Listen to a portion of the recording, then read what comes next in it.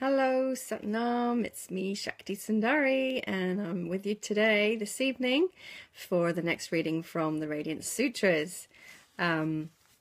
Just have to share that today I have spent the most amazing day in London interviewing two incredible women for the Heart to Heart YouTube show that I co-create with Prem Prashad.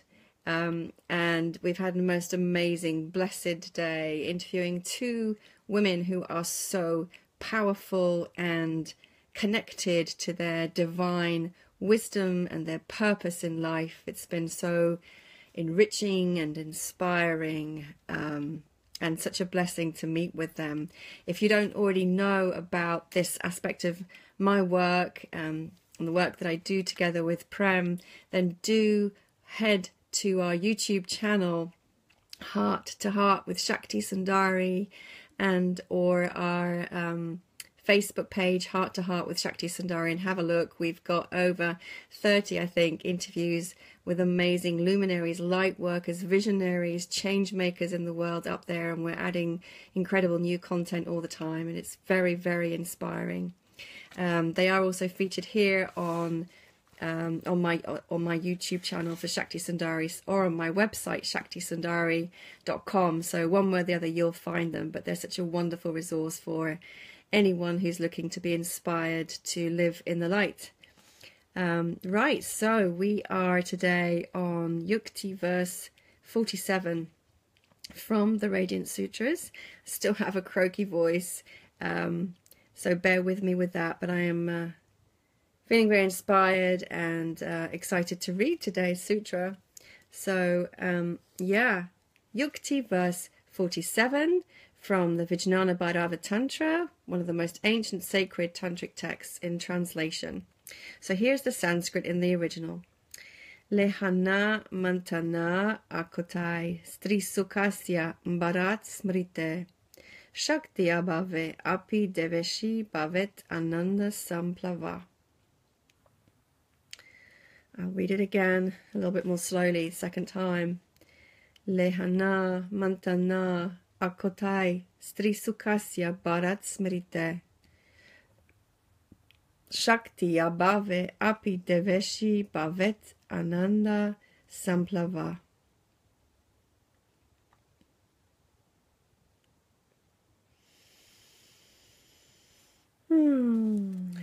And what does this mean? So here is Lauren Rocher's beautiful translation.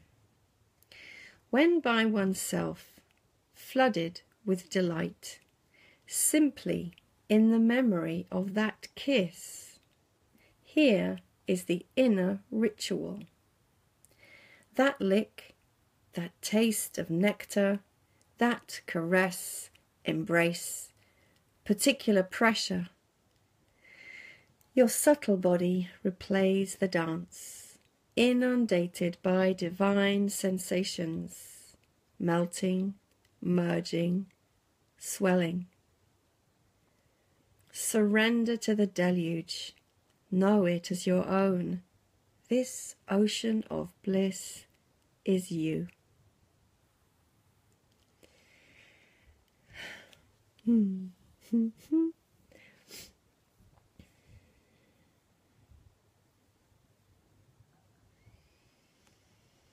So today's meditation practice is, I guess like all of them, so very yummy.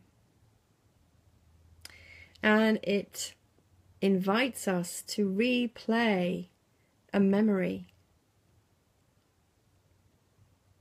that brought us great delight, and to remember all of the delicious sensations of that memory,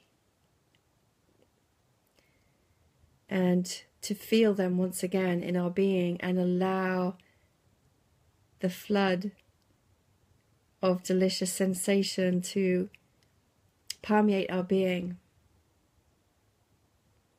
Let's go through the words. When by oneself, flooded with delight. So an individual practice, an individual meditation. simply in the memory of that kiss.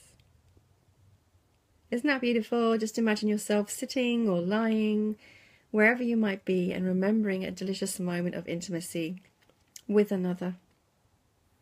Or maybe even it's an imagined occurrence. It could be with your imagined beloved, your imagined divine lover, your imagined divine one. But the point is, you're calling it to mind, and it floods you with delight. Here is the inner ritual. Ritual is a really important part of tantric practice, you know. There is something that happens that changes the nature of an experience when we create a structure and a framework that brings in an element of sanctity, of sacredness, of honoring, of intention. Ritual has a potency to it because of these elements of structure, of creating a sacred space, of intentionally calling in specific energies, of going through particular movements or gestures or sounds that are repeated every time we do this ritual. And intention is the most important part of that. It can become very magical when we set the intention of performing an act in ritual. It makes it very different. It sets it apart from the everyday. And so this is why ritual is one important part of tantric practice. But of course you can make ritual significant in any part of your spiritual life, your day-to-day life. So say, for example, another one of my practices is calling in the goddess in the morning. It's a ritual. I have a way of doing it, standing to face the corners, the elements, body movement, sound, voice. There may be all kinds of other elements that others might use, such as sound, light, candles, bells, shakers, incense. There is a ritual aspect to this, and ritual is one aspect of connecting us from earth to heaven, from the physical to the metaphysical. So ritual, here is the inner ritual. For this one, we just travel inside. We don't need to externalize with these different tools and techniques. That lick, that taste of nectar, that caress, embrace, particular pressure.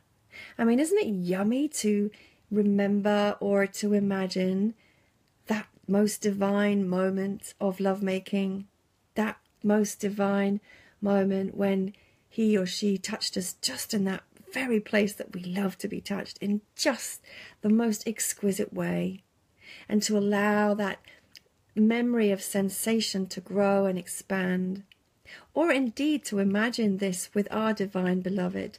Somebody once gave me the advice when I was single and horny and also really questing for the beloved. She said, imagine, call in and make love with Shiva or with an ascended master or a spiritual guide, your imagined beloved, and imagine him touching you in the most divine, exquisite way that you could possibly imagine. So that lick, that taste of nectar, that caress, embrace, particular pressure. And as you allow the memory of these things or the imagination of these moments to permeate you without resistance, again, being in totality, all in, everything, no resistance, your subtle body, so that is your energetic body or an element of your energetic body beyond this physical flesh. We are so much more than this. Your subtle body replays the dance, inundated by divine sensations. So once again, reminding you and me and us that these sensations of exquisite bliss that are connected to our sexual energy are divine, holy, beautiful, radiant, cosmic, to rid us of this ridiculous notion of shame. There is no shame in our sexuality. It is the most beautiful, potent thing. These sensations are divine.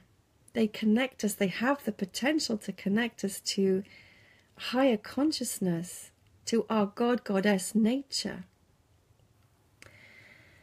Inundated by divine sensations, melting, merging, swelling. Isn't that so lusciously sensual? And how wonderful it feels to embrace my sensuality as a woman, as a Shakti, as a goddess, as divine. This swelling, this merging, this melting, this, it's not there, but I'm thinking also of juicing, wetness. It's so all divine. Surrender to the deluge. And once again, each of these adjectives is so replete and overflowing. Such an abundance is here. Such an abundance. And if we allow ourselves to dwell in that energy, remembering that energy of abundance, it will follow through into our lives. It's when we cut ourselves off from that which is our true nature, which is always abundant, that we restrict the flow of life juice, that we also restrict our innate access to abundance in all its forms. Surrender to the deluge. Know it as your own. This ocean of bliss is you. So it's not just about me or someone else who you look at and think they've got it all sussed or they are truly connected. No, this ocean of bliss is you. You. We are all that. We are all that ocean of bliss. We're all bathing in the ocean of bliss. It's that sometimes we just forget. Remember that as you meditate tonight, today, tomorrow, whenever you access this beautiful meditation. It's just gorgeous. You can daydream with this again and again and again, wherever you are, on the bus, on the tube, walking to work, cooking dinner. We'll make it a lot more juicy, whatever you're doing. Trust me. So enjoy this meditation and thank you for being with me, and join me again tomorrow for the next sutra from these beautiful verses. Sat Nam and much love.